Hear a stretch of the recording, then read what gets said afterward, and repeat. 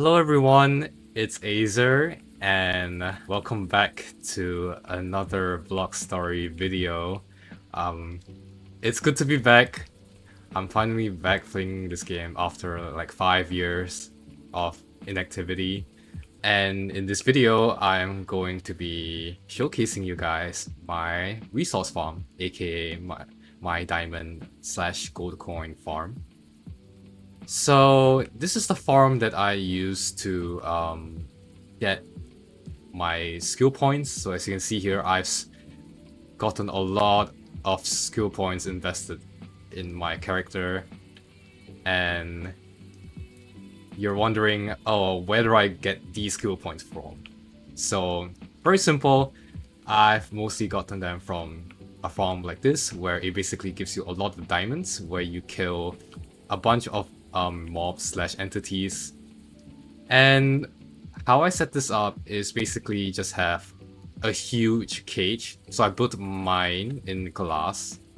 It doesn't really matter what you build your farm in. And I basically set this farm in the underworld just cause it's a convenient place to set the farm up without having too much trouble. Of course, you can set this up anywhere else in the overworld or wherever you pretty much like.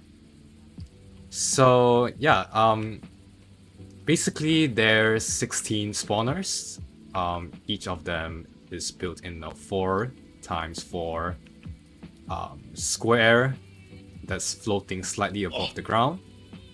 And what we do here with all these spawners, with all these mobs around, is you have 5 pets. So just spawn them.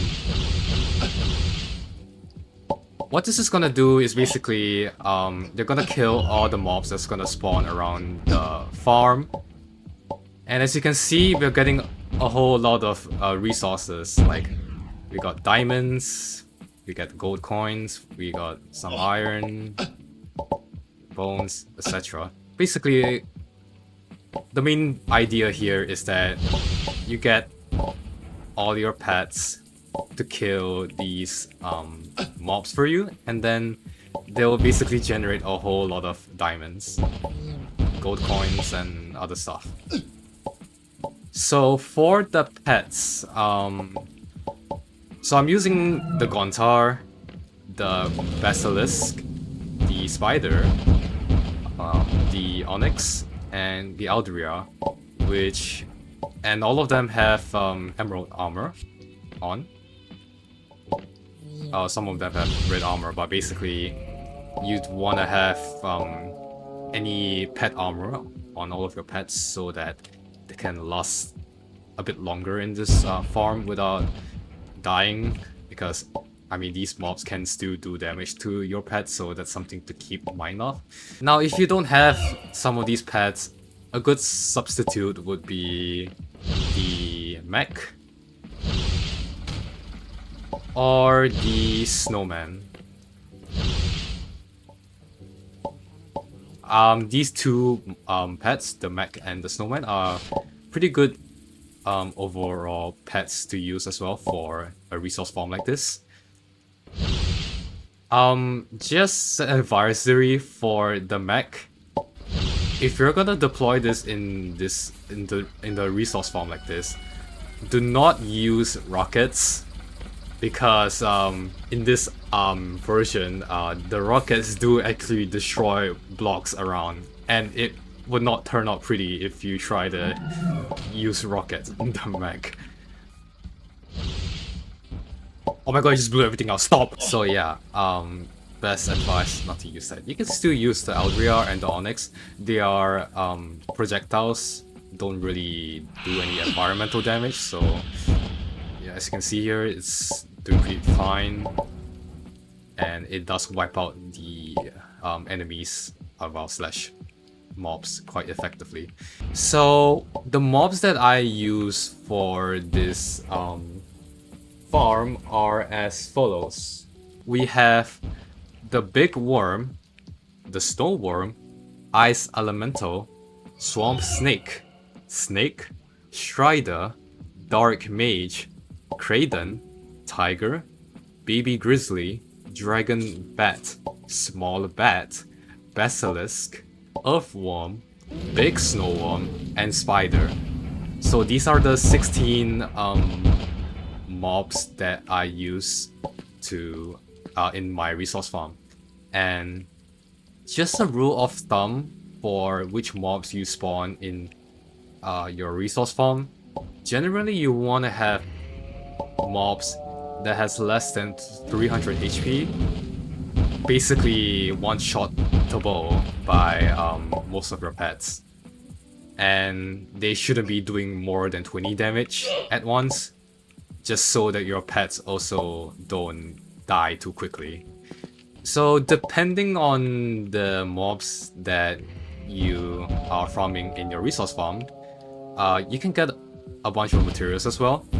For me, with all the mobs that I've mentioned that I'm farming, they will usually give they'll give gold, they'll give mana potions, they'll give ruby ore, they'll give spider fangs, coal ore, iron ore, gunpowder, sign from the basilisk. I don't know why he drops that, but yeah, poison, etc. So ultimately, it just depends on what mob you're farming.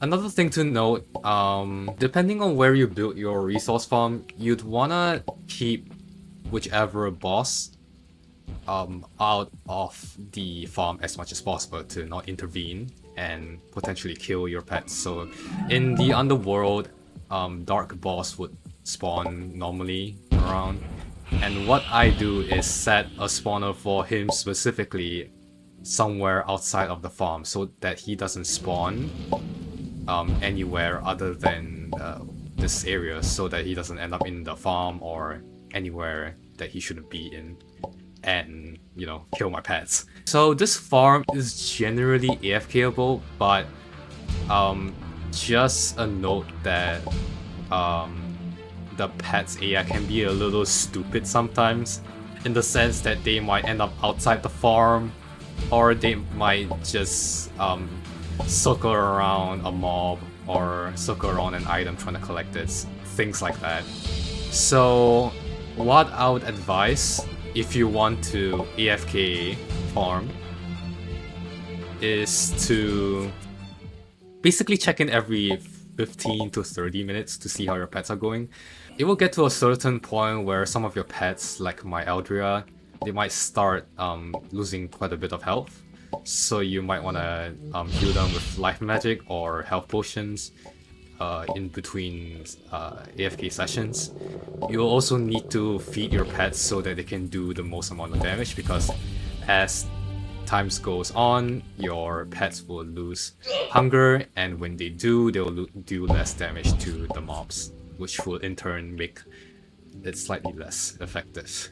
And I guess some additional features I've added in my resource farm that you can also adopt in yours. I have this little floating glass thing over here, which is what I call the observation deck.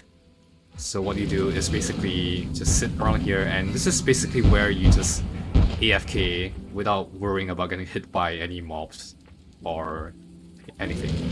So you kind of just sit here and AFK and just watch your pets do their thing. And then you can kind of just get a whole bunch of diamonds and a whole bunch of other stuff while you wait. So this is also one way to protect yourself and effectively AFK farm. And I also did set up a TP here, because this is just for me to TP to my other places. And yeah, that's about it for this resource farm. So do let me know what you guys think about this resource farm, and if you have any ideas or suggestions for any block story video, please leave them down in the comments. And that's all for this video. Thank you so much for watching, and I'll see you guys in the next video.